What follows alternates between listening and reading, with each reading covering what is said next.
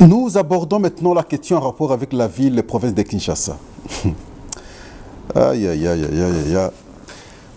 Ce qu'il faut pour ce pays, ce qu'il faut très précisément pour cette ville, de mon point de vue, comme je l'ai dit pas très longtemps, c'est la volonté tout simplement.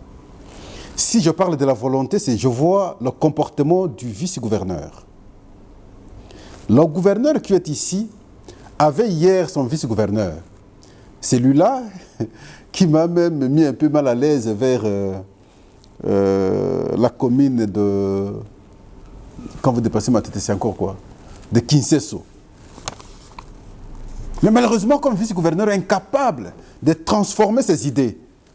Bon, il faudrait encore se poser la question s'il avait des idées. Mais je veux toujours être réaliste, sinon objectif, lorsque je vois des choses changer, aller dans le bon sens. Avec Jekoko Mulumba, les gens peut-être vont dire, parce qu'il est de l'UDPS, ainsi. Non, ça n'a rien à voir avec l'UDPS ici. Mais simplement, je sens dans lui la volonté de voir son entité se transformer. La charité bien ordonnée commence par soi-même. Nous savons que son village, c'est Kingaboa. Mais il commence ses actions par Kingaboa et il va ailleurs. Je suis allé dernièrement vers des bonhommes, 17h, 18h, je crois 16h, 17h. Je n'ai pas vu des chaises alignées tout au long du boulevard comme nous avions l'habitude de voir. Je n'ai pas entendu les sons de musique. Je pose la question, on me dit, il y a interdiction formelle. Ah bon? Depuis quand? Depuis l'avènement de Jekoko. Je dis bravo, si c'est cela, c'est que c'est une bonne chose. On se rencontre avec lui quelque part, pas très longtemps. Je pose des questions, il me donne son plan de façon verbale. Je dis, allez-y devant, en avant plutôt, ne reculez jamais. Avancez, ne reculez pas. Sur 2 points que j'apprécie jusqu'ici. L'assainissement de la ville et lutte contre la nuisance sonore. C'est fondamental pour moi. J'évoquais ces 2 questions il y a longtemps. Ah oui, il est vrai qu'aujourd'hui, l'assainissement, pour que la ville donne son éclat normal, il faut encore du temps. Et voilà pourquoi nous attendons les nouveaux bourgmestres qui doivent venir. Parce que ceux qui sont là n'ont pas été nommés par son régime. Ils ont une autre philosophie de gestion. Nommés hier, ils ont eu l'avantage de rester jusqu'à ce jour. On aura des nouveaux gouverneurs, probablement au courant du mois, qui vont venir avec une nouvelle vision de servir la cité. Voilà pourquoi je dis, il faudra des cadres d'échange. Les nouveaux bourgmestres qui vont venir vont comprendre ce qu'il faut pour nos communes. Et cela sera une bonne façon d'appuyer ou sinon d'accompagner le chef de l'État. Et c'est comme ça que tout en attendant ce bourgmestre, je dis, j'appuie maintenant ce que fait le vice-gouverneur. Parce qu'on ne pouvait pas comprendre. Quand vous allez ailleurs, vous sillonnez le monde, il est difficile de voir ce qui se fait ici, chez nous, ailleurs. Impossible. J'étais dernièrement à Abuja, la capitale, l'autre capitale du Nigeria. Mais quand vous arrivez, vous vous dites, est-ce que je suis en Afrique? Oui, vous êtes en Afrique. Vous ne connaîtrez pas ce que nous connaissons ici à Kinshasa. C'est du libertinage exagéré. Dans ces conditions, comment on peut avoir des gens intelligents? Nous, l'école à 2 mètres, derrière l'école c'est un bar, les enfants en train d'étudier, mais lui ouvre son bar, déjà sa musique, déjà à 8 heures. Dans ces conditions, c'est difficile. J'arrive une fois à Capella, mais j'étais avec un ami, je dis, cher frère, mais on ne peut pas rester ici. Mais ici, même lorsqu'on vous appelle, vous allez décrocher le téléphone, comment? Mais à côté, il y a des maisons. À longueur de journée. Contre ça, monsieur le vice-gouverneur, je dis, il faut encore aller très loin. Il faut encore faire plus. J'ai vu l'image que le poids lourd m'a dégagé. Parce que quand vous arrivez à la 14e rue, là aussi c'était insupportable. Mais aujourd'hui, quand vous arrivez, vous sentez que c'est dégagé. C'est dégagé. Est-ce que c'est suffisant? Je dis toujours non. Il faut continuer. La ville de Kinshasa devrait être une ville où, quand vous atterrissez à l'aéroport, jusqu'à limiter que les conditions soient acceptables. Ailleurs, quand vous êtes à l'aéroport, de l'aéroport jusqu'en ville, on cache la saleté. Mais chez nous, on expose tout, parce que les gens viennent vendre juste à côté. Et d'ailleurs, c'est sur la chaussée. Et qu'est-ce qu'on vend? N'importe quoi et tout. C'est ça l'image que nous affichons.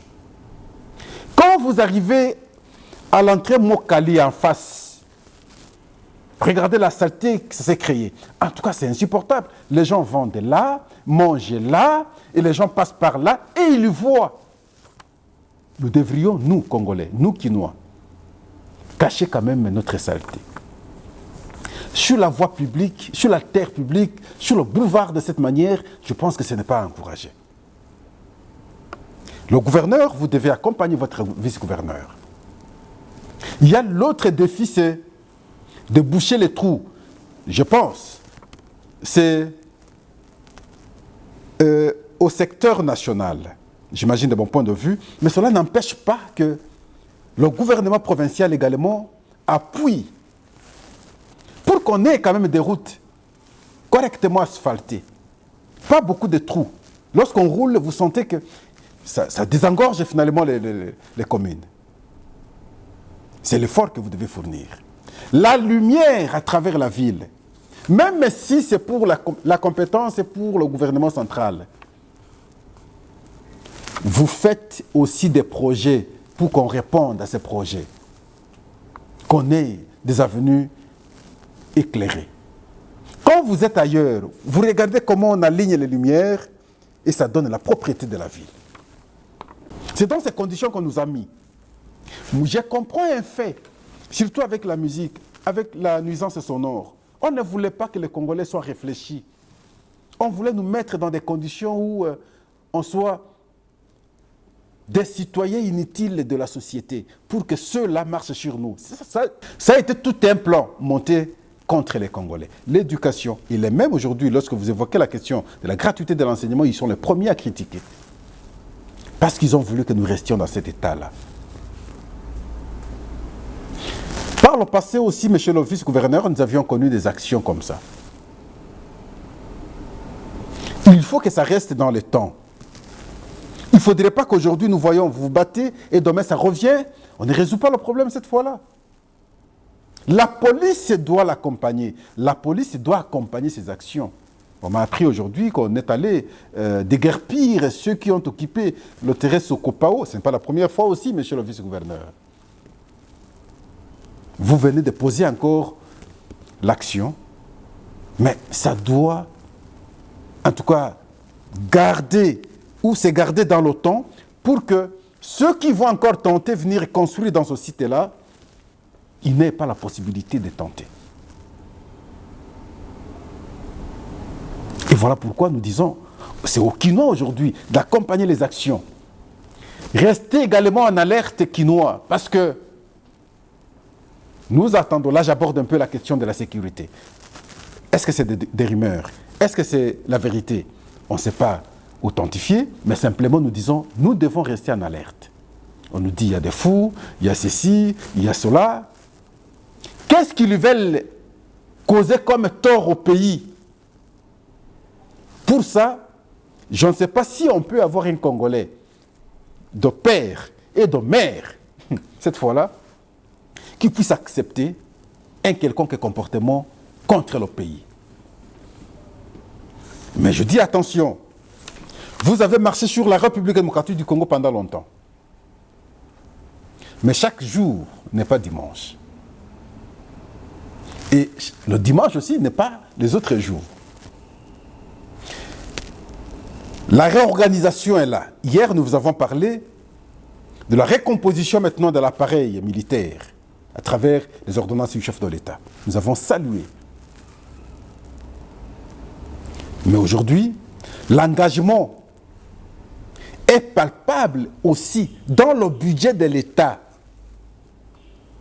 Parce que le budget pour l'armée, pour les militaires, passe de 3 millions à 1 milliard de dollars américains.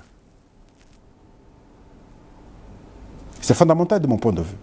De 3 millions à 1 milliard de dollars américains. Je sais que même ceux qui nous font la guerre aujourd'hui, lorsqu'ils vont apprendre ça, ils vont se dire, attention, les choses commencent à changer. Les choses sérieuses commencent pour la République démocratique du Congo. De 3 millions à 1 milliard. On se pose la question, pourquoi nous avions un budget à peine de 300 millions depuis tous ces temps? L'armement. Et on a toujours dit, qui veut la paix prépare la guerre. Mais vous voulez la paix, vous ne préparez pas la guerre. Préparer la guerre, c'est armer correctement les militaires. Mettre les militaires dans des conditions acceptables. Je pense que c'est un bon départ. Je dis un bon départ parce que l'engagement de celui qui conduit ce pays n'est pas à discuter lorsqu'il faut penser à retrouver la paix, lorsqu'il faut penser à retrouver l'identité du Congolais dont la fierté face aux autres. Et j'ai aimé même lorsqu'il a réagi face aux Américains en rapport avec l'exploitation des blocs pétroliers. Il dit non, nous devons exploiter parce que c'est nous qui apprécions. Nous vivons avec les Congolais. Moi, j'ai dit, mais ces Occidentaux sont comment? Quand les gens meurent à l'Est, là, c'est la population congolaise qui meurt. Là, ils n'en font pas un problème, ils trouvent normal. Ils appuient derrière le 23, vous avez suivi le point de vue du secrétaire général des Nations Unies. Mais parce qu'on veut exploiter nos minerais pour avoir une économie forte, non, il faut protéger la population. Mais quelle population vous pensez pour protéger? De plus que les Congolais eux-mêmes. Le chef de l'État a dit, niet, nous allons exploiter. Et nous voulons qu'on exploite ça aussi. D'un côté, on a voulu nous faire agenouiller avec l'embargo parce qu'un État qui n'a pas des armes ne sera jamais fort. S'ils nous aimaient, ils allaient lever cet embargo depuis très longtemps. D'un côté, vous voulez que nous n'ayons pas les armes, de l'autre, vous voulez également nous empêcher d'avoir une économie forte avec l'exploitation des blocs. Non. Karl Marx a dit, c'est la superstructure qui définit l'infrastructure. La superstructure, dans le cas d'espèce, de mon point de vue, c'est l'armement et c'est l'économie. Si nous voulons devenir forts, nous devons renforcer notre économie, nous devons également nous organiser militairement. Pour ça, je sais que beaucoup d'Occidentaux ne vont pas nous regarder d'un bon œil. Parce qu'ils ont toujours voulu nous mettre dans des conditions de dépendance. Sur le plan militaire, vous devez dépendre de la MONUSCO. Sur le plan de l'économie, il faut la Banque mondiale, ainsi de suite. Non. Il s'agit du Grand Congo, nous avons tout. Vous venez exploiter chez nous. Vous avez tout ce que nous avons ici pour renforcer votre économie. Mais vous ne voulez pas que nous-mêmes nous puissions exploiter pour renforcer aussi notre économie. C'est une grave contradiction. On va exploiter. C'est de cette exploitation-là que nous avons renforcé le budget. Je sais que les gens ont peur. Parce que, regardez un peu, chers Congolais. Nous avons eu, avec Joseph Kabila, depuis 2001 jusqu'en 2018, quand il sortait, le budget de 5 milliards de dollars américains. Simplement. Mais on vient de prendre le pouvoir. Je dis bien, en 2019 jusqu'en 2022, le budget est passé de 5 milliards à 14 milliards. On a triplé. Mais si on avait les 18 ans là, multiplié maintenant, on aurait le budget à quelle hauteur? Ils savent tout ça, ils regardent ça. Ils ont ce tableau devant eux. Ils apprécient et parfois ils se disent attention, dans ces conditions, si ces gens connaissent l'émergence, même nous, parce que nous avons beaucoup exploité aujourd'hui, leurs yeux c'est sur l'Afrique, et attention, on risque maintenant de verser la pyramide. Voilà pourquoi il faut tout faire pour les mettre dans ces conditions-là. Mais à chaque jour qui passe, il y a une évolution. Il y a un changement. Il y a une autre lecture des faits. Il y a des engagements qui sont pris. Il y a une certaine détermination. Le vouloir faire s'ajoute. Les Congolais s'éveillent aussi. Hier, vous aviez marché sur les Congolais. Hier, vous aviez menti les Congolais. Mais il ne faut pas penser que vous allez continuer à marcher sur les Congolais. Vous allez continuer à mentir les Congolais impunément. Et chaque jour, non. Ça change au fur et à mesure que nous avançons. Beaucoup de choses changent. Et donc ici, sur le plan économique, je sais que beaucoup de choses vont changer lorsque nous aurons... Parce que ici, nous avons le budget de 14 milliards. Je pouvais vous expliquer techniquement tel secteur. À quel niveau il y a évolution. Je peux vous évoquer le secteur de l'enseignement. Par exemple, on a eu Mboudi hier, on a eu Bibo hier, dans le régime passé. Aucun palier n'a été exécuté. Aucun, je dis bien.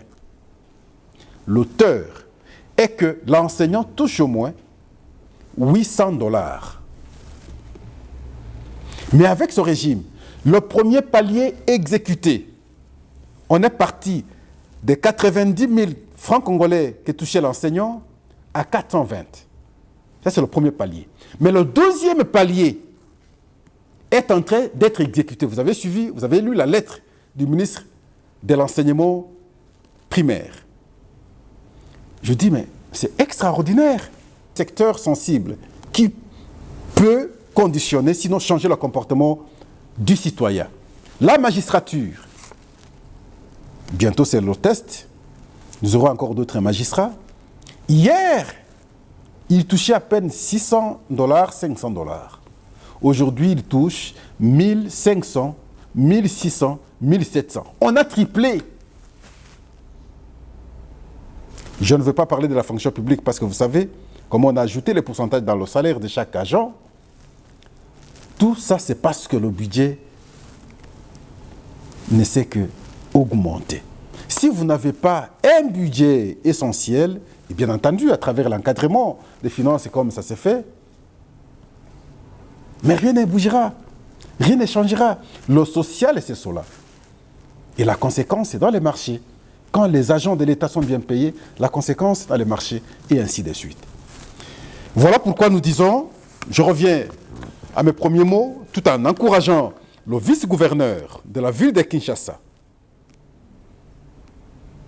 Il faut maintenant des cadres de conscientisation citoyenne pour que vos actions soient accompagnées par les Kinois aussi. Il ne faudrait pas que vous avez la bonne volonté de servir, mais de l'autre côté, il y a un contrepoids, c'est le comportement qui va déséquilibrer vos actions. Avez-vous pensé comment encadrer les Kinois? Ça aussi, c'est une autre priorité. Mais je sais que vous n'allez pas tout faire au même moment. Lorsqu'il y a de bonnes actions qui sont posées, nous sommes là pour vous appuyer, vous accompagner, vous encourager, pour que vous puissiez aller encore de l'avant et mieux faire pour l'intérêt de tout le monde. Merci. Prochainement, je pense que nous aurons des images tangibles de ce que j'ai eu à avancer ici. Je ne dis pas que c'est dans toutes les communes, non. La charité bien ordonnée a commencé d'abord par son quartier, son village, qui est Kingaboa, et il évolue ailleurs, et ça doit évoluer ailleurs. Et quand ça évolue, nous devons être les premiers à pouvoir accompagner. Ne décourageons pas les bonnes actions, parce qu'ailleurs, c'est mieux. J'ai été à Abuja, je reprends, c'est difficile de voir quelqu'un en train de vendre les arachides sur la route, non. Vous ne verrez pas ça. Merci, à la prochaine.